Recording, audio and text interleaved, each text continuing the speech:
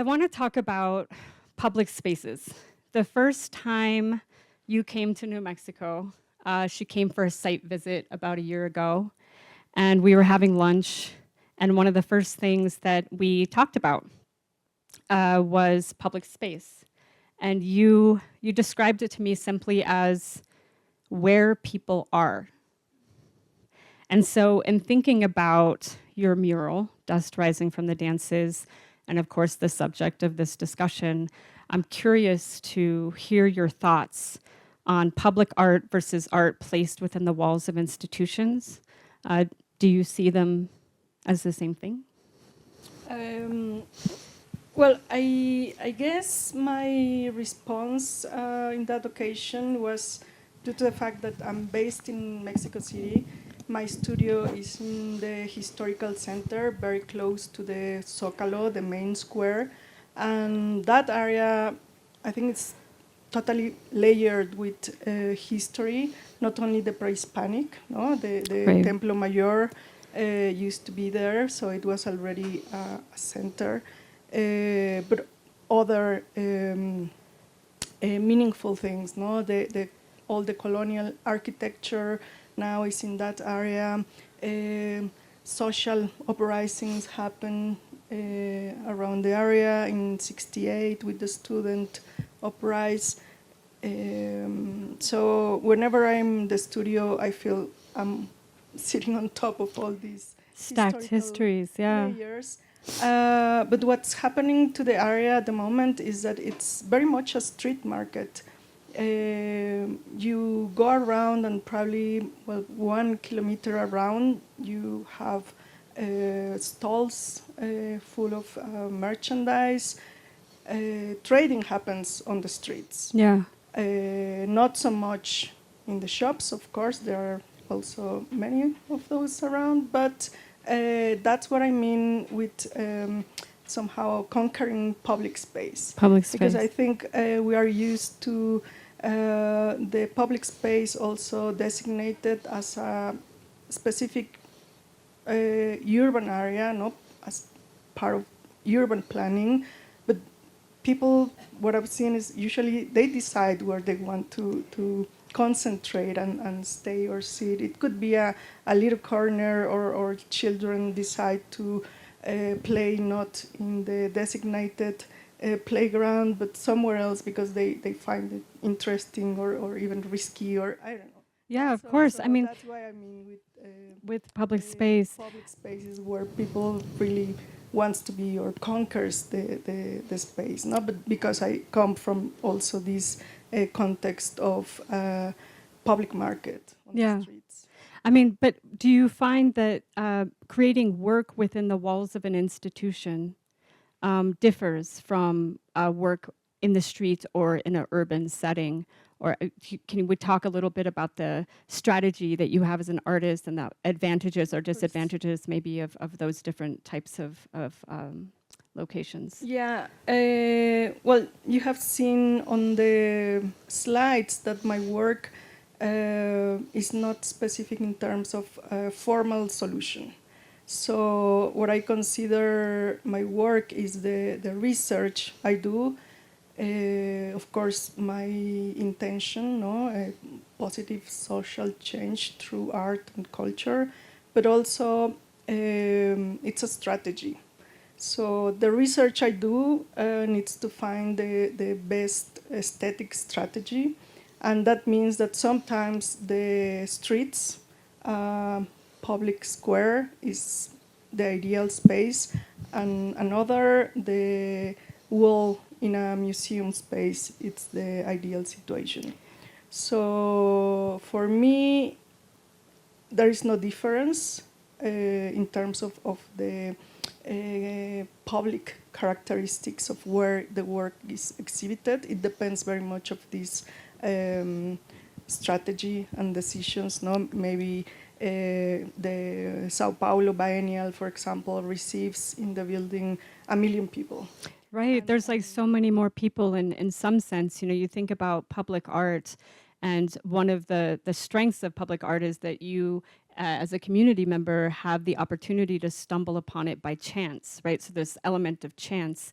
But then when you bring work within the walls of an institution, as you say, like, you could be reaching so many more people, particularly children and schools that come to visit and things like that. So there, I guess, suppose there's advantages to each of those strategies. Yes, but the other really important element, it's the privilege I feel I have, because all of you, all the people that visit a museum, they come dedicated to experience. So they come with their senses to perceive, to have a intellectual process going on through an aesthetic exercise.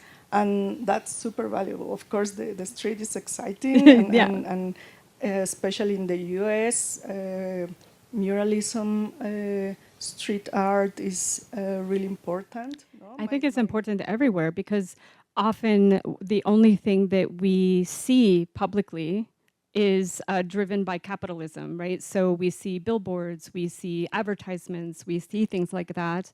And when there is art in public spaces, it's a moment of breaking a spell.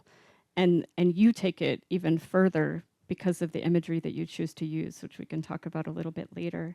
But do you agree with that? Like, it's, you know, the way that we're so conditioned visually in public space, meaning just on the street or urban settings. Yes, and well, I very often say that my work, the murals I've been producing, do not really connect or don't come from the tradition of Mexican muralism.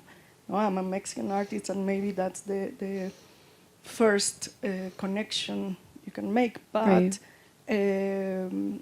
In my case, it comes from billboards, advertising, and reading recently about, yes, the Mexican muralists. I read that Siqueiros once mentioned that one of his main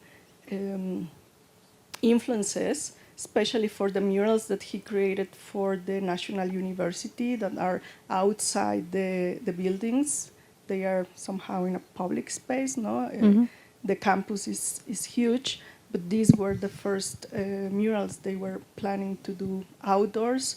His influence, he mentions, it's advertising and all the images that were produced around publicity at that time, and it's interesting. It's absolutely really, interesting really, because it's a very powerful tool, right? yes, Design and advertising. I mean, at that time he was already impressed and fascinated with Yeah. the amount of images that we need to consume. Yeah.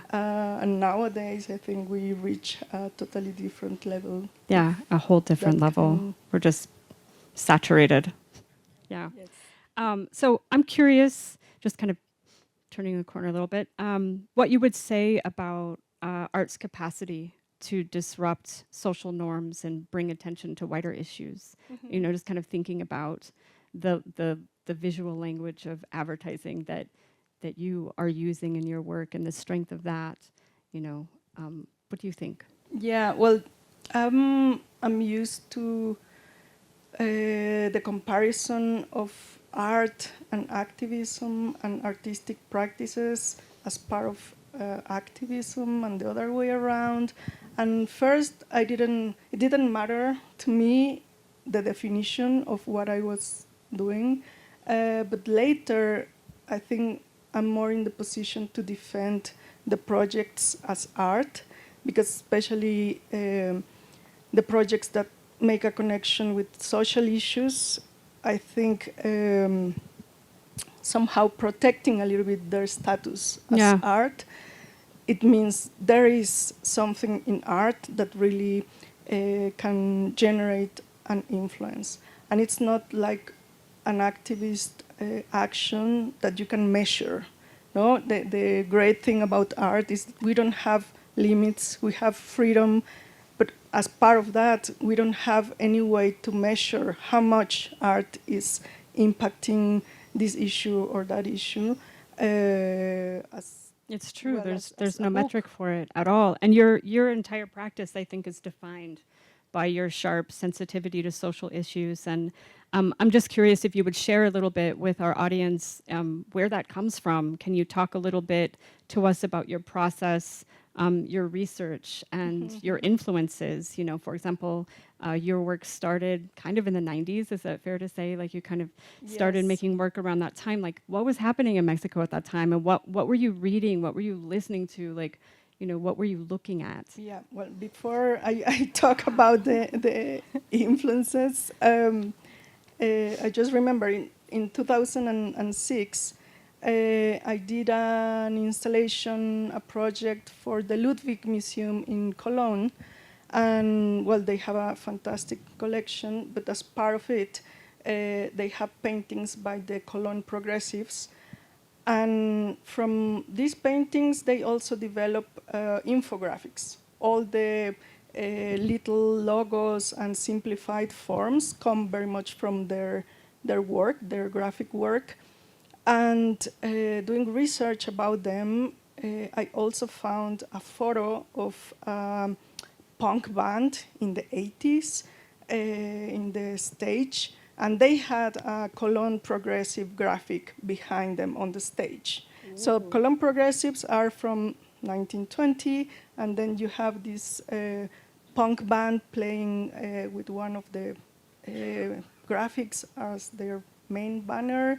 And this is the 80s, and I was, okay, that's a way you can maybe track the influence of art and how it transcends. I mean, it's not a reference in another artwork, it's a connection with another practice, music, punk. What does it have to do with the original artistic work of the Cologne progressives? So in that case, for me, it's the only way to maybe track how little by little you see art influencing social situations or cultural situations. And then that's the thing, no? Art, of course, it's a great social influence because it's part of culture, the culture we are generating nowadays. Yeah. And well, replying to the Yeah, of course. I mean, obviously, you just kind of answered the question. You know, this hybridization of these you know, logos or images being incorporated by a punk band, and you know, kind of using that as a tool. You know, that's kind of what you're up to these days. I mean, that kind of had a huge imprint on you, I'm sure. Well, when I was in art school, I had a problem. The education was very classic education, only very much concentrating on techniques, painting or sculpture, and I was already interested in video work. There was no class that could connect technology or video to what we were learning. So I had to learn by myself how to use a video camera. And of course, we're talking about the 90s. And Nobody had a video camera in the 90s. Well, all the history of video art from the 60s, no? So it was really shocking and frustrating not having any connection to something a little bit more experimental. And then that's how probably the technology in general influenced my work. No, first wanting to learn how to produce a video piece, and then, well, being in Mexico City, also confronting the urban space was a key thing to me wanting to do street interventions and responding to the social issues or economic issues through these little interventions. At that time, were you considering those interventions art? It didn't matter, not really, but I was already in art school, so I knew that it was somehow connected to aesthetics, no, to something that had to do with my desire to respond, and we go back to making things public, no, because at the end that's why I'm producing projects. So the other great influence, I would say, it was the general adoption of using the internet. No, Yeah. of course, there was video art, no, that we have examples from the 60s, but then the really new situation was the networks that were being built either socially or in terms of communication and images, no, the consumption of images. And this the other sharing level, of images, like the speed yeah, with this which other we could level communicate of was yeah, the I other remember level that. of advertising, Yeah. no, having it on a digital format. Yeah. So that and also what it came with it, for example, the Zapatista movement and how the internet also made it a cultural movement rather than a guerrilla movement. No? So there was all this culture being generated from that single fact. No, the immediate translation and the immediate dissemination of that social struggle. I got interested into radio projects and later mobile phone All the things, projects, all that. So, yeah, technology, the internet was a key thing. in the 90s for sure. So I wonder, because your work is so rooted in research and into economic and political and capitalist, kind of critiquing these structures, how do you balance this factual investigations that you're doing with the more subjective or artistic elements in your work? For that, I have something to read to you about snakeweed. Wait, snake? Snakeweed Okay. is a plant. Let me read it. When snakeweed blooms in the spring, the Hopi know they are in for bumper summer rains. When the desert stays largely barren, they prepare for drought. As far back as tribal lore goes, Hopi farmers have sustained themselves and their crops by diligently reading their arid mesa surroundings. This summer, however, their millennia-old forecasting techniques failed them, and not for the first time in recent years. So reading that part of research, of course, that's what triggers one element of the mural that we are having as part of the exhibition. So basically, the response is it's together. No, it's always linked. The visual elements, the references that maybe could come from biology or the agricultural techniques, or maybe storytelling. Everything at the end is part of this equation that I'm using to generate an aesthetic exercise. No, the projects I do, I think I see them more as aesthetic experiments.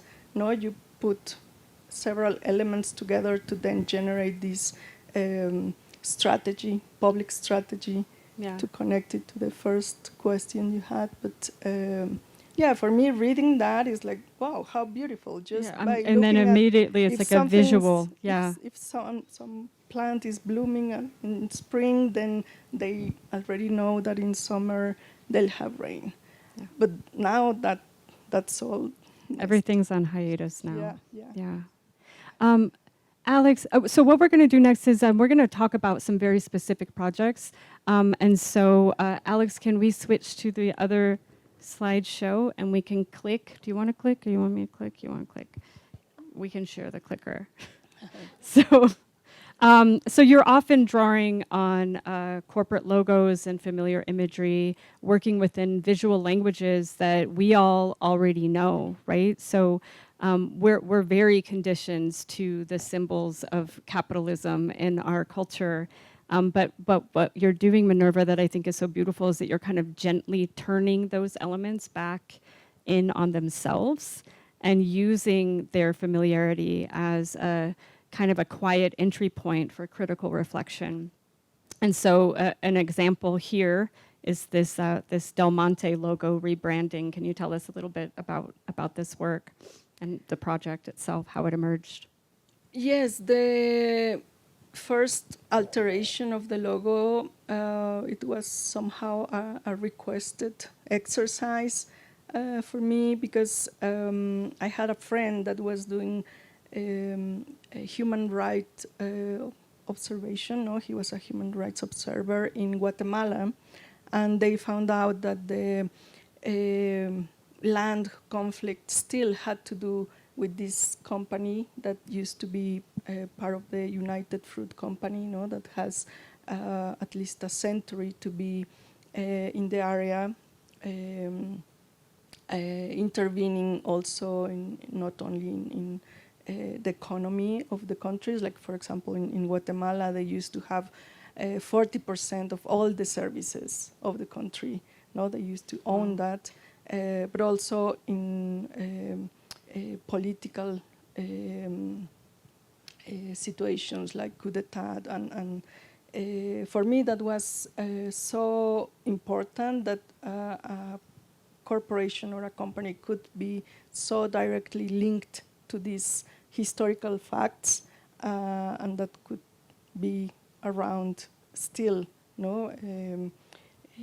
provoking this kind of conflicts. That's how I produced this first logo you see there. It even seemed easy to find the two skulls inside the Del Monte logo. You didn't have to work very hard. No. It was all there for you. Somehow it seemed like it was there always, and that made me think about the photographic process. Sometimes I think that, okay, we are seeing with the branding and the logos only the positive image, and my job is to find the negative part of it. Sure. Not in every case, no. I use logos very much as a visual language that connects us. Somehow we share already all these images. No, it's our personal hard drive. No, we cannot get rid of images. No, so we recognize them more than we recognize trees. Yes, We can name more corporate really logos bad. than trees. It's terrifying. Yes. So that was the very first logo that had to do with a company, but Before we move to the next slide, I wanted to ask you a little bit, because there's a little bit of this sharp critique and historical narrative that's embedded in the title, right? Because it's not spelled the same. Can you talk to us a little bit about Del Monte versus the double T is because of Efraín Ríos Montt, and that's the reference I linked to this historical coup d'etat. Right. No? So he was the former dictator of Guatemala. So for me, all these things were easy to locate as This part all of came the, together so the easily. logo. Yes. Yeah. And the other important thing with the modification of logos is that they usually become campaigns. I'm not done or not happy only with altering one logo and that's it. But for example, this little one is round because it used to be, or it started as a sticker, a fruit sticker, that I would paste around the supermarkets on fruit. So, well, you see that it's a small mural, or it's a larger one with the tomato can layout, that might be, well, in meters, 10 by 10, so it's a quite large one. This is the censored one, and I wanted to show this one because the original design says pure murder, but here the director of the museum, Italian museum, he said, I'm not sure, and they asked if I could change something, and I was wondering, the work was already probably 15 years old, and I say, why now there is something being censored and say, It's okay, a then very it's worth cheeky, it. hilarious way to censor it. Then it's worth it, and I found the way around it, and that's why it says red rum. But at the end, I think I prefer this version than the original one. So it was good. It was good. I'm good. open to that. Yeah, so let's go to the next one because this is another Yeah. recent example, this piece, Égalité, where you are transforming the Evian brand by replacing it with the French word for equality. And then you're also shifting natural mineral water to a natural condition. And I'm curious, what drew you to bottled water as a visual language for thinking about equality in France's multicultural, nation? Well, talking about these strategies and my response to different contexts, the design for this poster was planned for Paris. I was invited to do a show there, and in general, I don't, let's say, export or just send the works I'm producing in Mexico to other places, but I take the same strategy and react to the context that I'm exhibiting, like in the case of the mural as well. So in this case, for me, the multicultural French society was what really interested me. It's not so much about the water or the bottles of water, it's about France, because the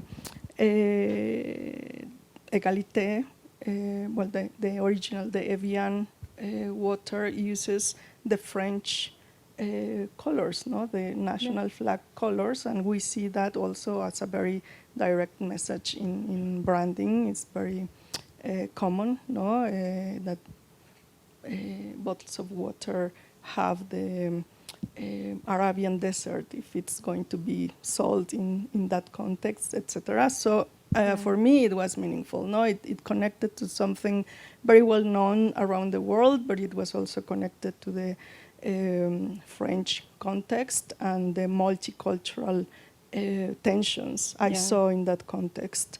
So for that reason,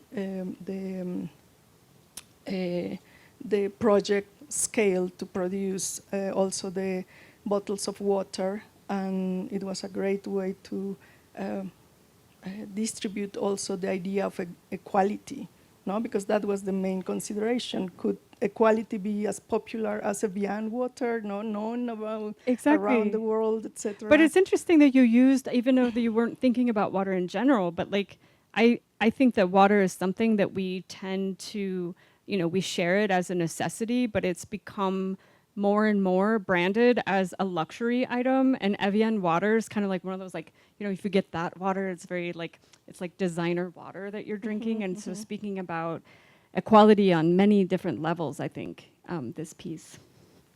And while talking about also the idea of a campaign, no, with the modified brands, it connects to how also advertising tries to reach all the population, no, that is possible. But you see on this slide also a group of students using this design as part of a street demonstration in France, and they wrote to me asking to borrow the design to use it in their own demonstrations. And that has happened with a lot of the posters I distribute for free in Mexico City or public spaces in general. So yeah, that's the best that can happen with this kind of strategies. Okay, so I'm gonna move us forward. I just got some time, so we're gonna move through these. Do you want to talk about this earlier mural that? Well, yeah, this was one of the first murals I decided to produce. Like Nuevos that. Mercados, is that what it's called? Sorry? Is it called Nuevos Mercados? New markets. Yeah, and it connects to colonization. And well, Telefónica is this Spanish company. You have the scene of colonization as the background. But for me, it connected to the fact also of how we perceive muralism. No, it's usually connected to witnessing a historical fact, and that was interesting for me. No, I didn't want a digital enlarged print. For me, it was very important that it was hand painted and connected to this association. No, something that is historically relevant. Right. And now I'm going to move us through these slides. And I wanted to talk about your work that's sort of outside of muralism.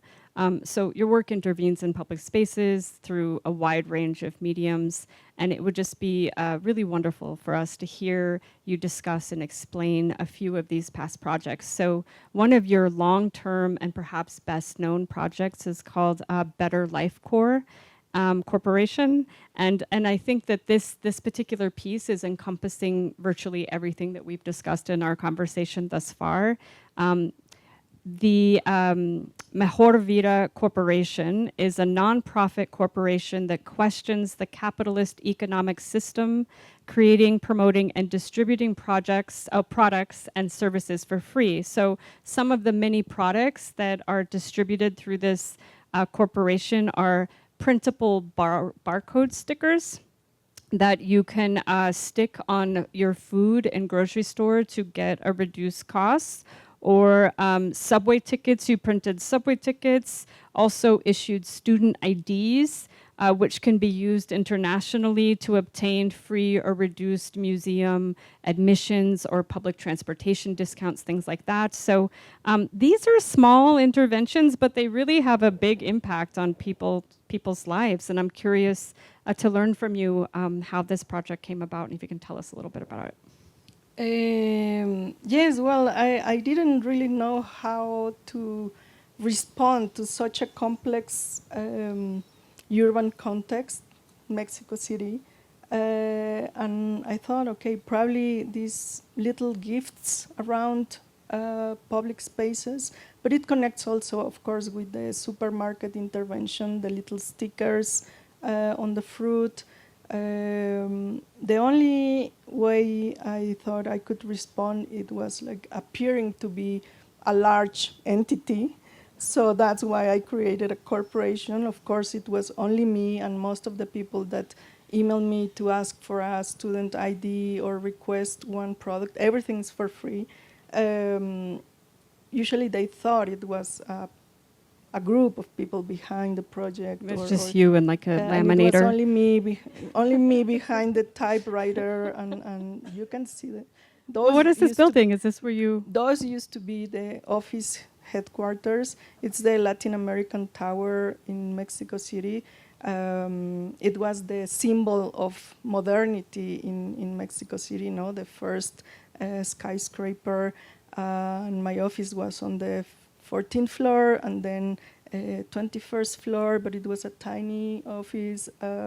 We had a lot of cockroaches, and it's a very classy really place to get your student ID. Not a symbol of anything, but now it's the same. No? So it's important to say, like, is this ongoing, this project? Can you still?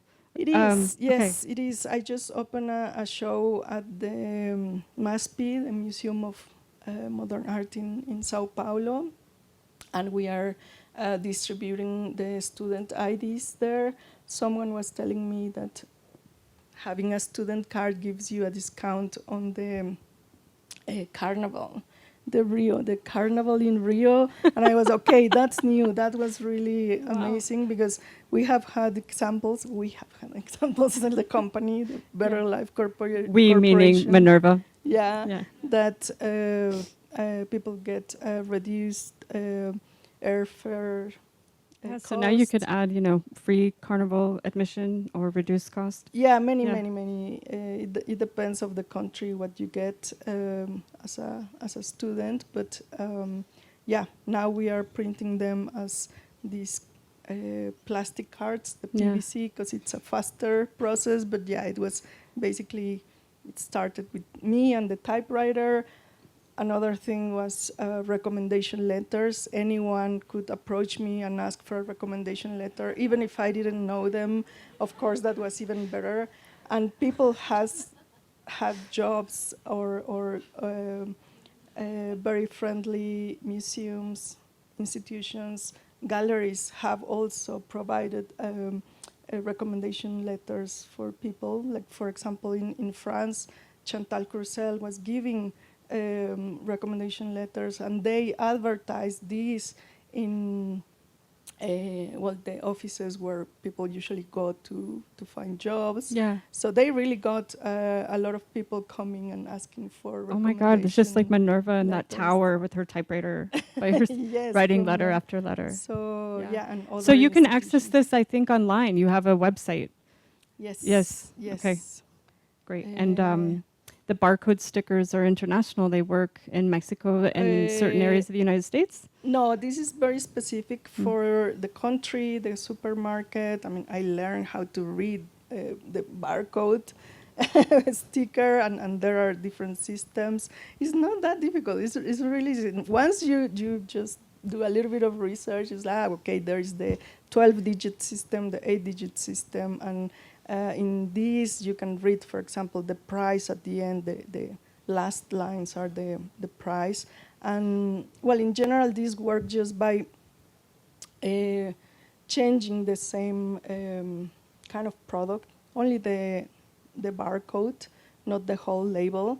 But usually it was for things like this, no, that they had such reduced price. So I think it was an unfair situation, no? It Yeah. starts with the supermarket wanting all this profit, Right. and it's a micro reduction in price. I think it's more symbolic. Probably it cost me more.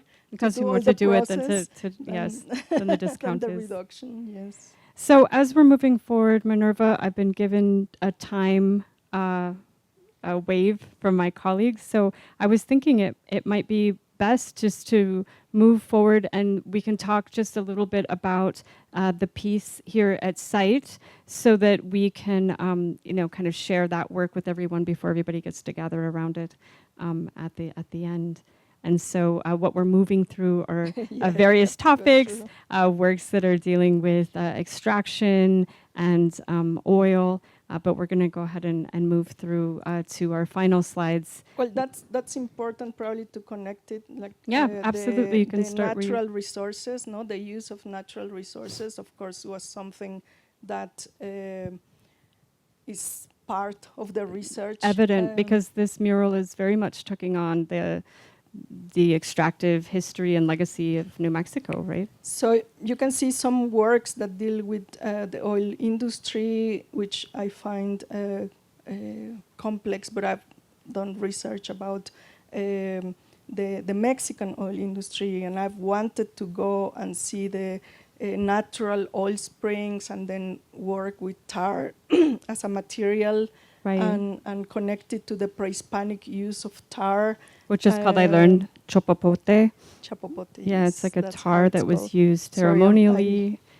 I'm trying to reach the mural here. Here There we go. Let's Yes. start there.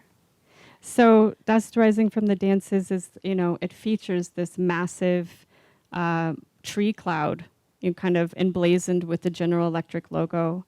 And as most of you probably know in the audience, General Electric has a huge presence in New Mexico and has left a pretty negative ecological and social impacts on our state. So from soil and groundwater contamination to the uranium spill at Church Rock, I'm curious, what did you want audiences to recognize or reconsider about the impacts or familiarity with the GE logo on your mural here? What is important for me creating and designing the murals is that they stay open enough for anyone to read them through their own filters. Of course, there are texts that are linked to the work as part of the catalog, or if you see the other murals I've produced, you might get connections through them. But I really prefer that they stay open, that they don't become a moral statement, because I think that always generates rejection, and it's like, who am I to tell people what's good and what's moral bad or what's can shut people down. wrong. I'm not in that position. I don't think it's healthy. So instead, that's my strategy, to include the visual elements, the references, the jokes, all the cultural history related to the production of images, like comic strips. For me, it's super important how this is a public medium that has also been used for indoctrination, no? Like the comic strip. Absolutely. Cartoons and comics are yeah. highly political, and you realize it later when you watch the cartoons you watched as a child, and you think, what in the world was happening to us? And so it's a very, very brilliant strategy to use. It's a language, and that's how I approach some of the murals, like in this case, the simplification of logos, the aesthetics of the branding or traditional. Sorry. Oh my God. You're fired from this clicker. Yes. But I think that, the beauty of this mural is it can, it's layered like strata of earth, and you can read it vertical or horizontally, but it's got all these different kind of complex ideas moving through it. There's like a temporal complexity, and it feels both immediate and sedimented, through the multiple moments of extraction and consequences that are kind of present and happening all at once. I wonder if you want to go back to the larger kind of overall image of the mural and just kind of talk to us a little bit about some of the design that you were choosing, because you kind of connected that to your research, with the Hopi and the seeds, and I just really would like to share that before. Yeah, well, a main thing was water. Yes, contamination through the mining of uranium, no, as a historical fact. But for me, it was important the connection to Akira, this apocalyptic. Oh my God, has anyone seen Akira? Movie. It's like that Japanese animation, maybe from the 80s, 90s. Yes. It's epic. Yeah. And you're echoing some of the style of the Yes, the also because there. of the curatorial statement, no? How, approaching a filmmaker and from there connecting it to cinema as one key practice that has connected us to concepts like apocalyptic, or has prepared us for the apocalyptic times. Right, we've been like conditioned the through this media, through the video, the way that we are visually conditioned to. So yeah, one of the references was the movie Akira. I didn't plan it only as a cloud, mushroom cloud, but very much as a tree, because one of the key things was also the layers and the relation to water. No, it could go from the clouds, but also the underwater water deposits. So I wanted all these layers and connect it to the sky that we see here in the terrace. I don't know. It's little things like the flowers. No, I already mentioned why the flowers are there, but the little bird, the pigeon with the camera, also comes from a reference from war. No, like the first aerial photographs were taken by a pigeon. The very first drone flying. Was a pigeon. I didn't know that. That's news to me. I had no idea. The first aerial images, the first drones were pigeons, real Incredible. pigeons taking photos around. So later that became a strategy for war, no? Yeah. And well, that little thing also signifies this connection to war tactics. But in general, as I said, I prefer that people approaches the mural More open-ended. Yeah. in an open way. I quite like, for example, the mural for the Dallas Museum of Art. There were children passing by when we were painting it, and they could get something from it. They would enjoy and would want to take their photos in front of it. And other part of the public, adults, they had questions. So everybody had their time to enjoy or have their own questions in connection to the elements. And in that case, I could see that because I couldn't close the museum area when we were painting it. Right, it's just open to the because public. it was connecting to areas of the museum, so it was publicly painted, let's say, so I could witness what was the reaction from different kinds of public. So that's what I think, that everybody has to read the elements. We're really going to be sad to see it go. We've loved having it here in our courtyard so much. And it's just so wild to think about, a mural feels so permanent in some sense, but there's like an ephemeral quality to all of these works that you're bringing into the world. And so, just before we close, I just wanted to say that, one thing that I kept running into kind of researching your work and getting to know you is how you carefully use language, whether through the research or the logos or the phrase that you shared with me, the first time we met about public spaces where people are. And it's a modest definition, but it carries a great deal of gravity and weight. And it's definitely challenged the way that I think about public space or public art now. And I'm curious how you imagine art functioning within everyday spaces where people are already living and working and consuming and negotiating powers in kind of unnoticed, invisible ways. When your work is entering these familiar environments, are you aiming to interrupt in these habitual ways of seeing that we have that are so conditioned, or are you more so trying to reveal political structures that are already embedded within those communities? Well, I think all of that. All of it. You already mentioned all the different things that could connect to these different strategies. Yeah. No, that's why I don't specialize in producing a specific formal solution.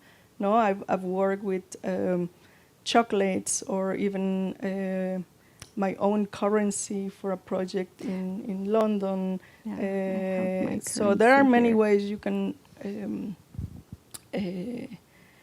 make it evident that it's part of a public project, or just let it live as part of a social situation, which is also very nice. Even the posters I distribute for free in public spaces in Mexico, they don't have a signature or my name, or in the case when the students in France, they email me to borrow the design and print them, the posters themselves. That somehow it's letting the artwork live its social life. Right, so there's not like an authorship to it, it's just kind of this, like, it's evolving in real time. Yeah, and it's impossible to predict if it's going to be something that has social roots or not. No, right. And maybe sometimes even failed projects teach you something, but I still don't see or don't understand what could be a failed situation, no, in terms of an art or this, as I said earlier, no, these aesthetic exercises or cultural experiments. That's the thing. No, it's an experiment where you bring maybe one image, one historical fact, one street situation, and let's see if people Make those adopt the Yeah. image or not, or at the end they'll get something all the time. No? Yeah. But that's what I probably meant with the freedom of art. No, you have freedom to create, but also there is also this freedom of interpretation and what stays as part of the cultural heritage. Right. Yeah. Well, with that, thank you so much, Caro, in the back. Thank you guys so much for sharing the afternoon with us to learn more about Minerva and her practice. And Minerva, thank you so much for sharing Thanks to you. your work with our community for the last 6 months. It has had a tremendous impact, I think, in many different levels, unconscious. And your work isn't hitting us over the head, but people are coming back again and again. And just to say again, we will miss having it in our courtyard, but we were so grateful to have friendship and community with you here in Santa Fe. So thank you so much. Thanks to you. Yep. And thanks to all the team.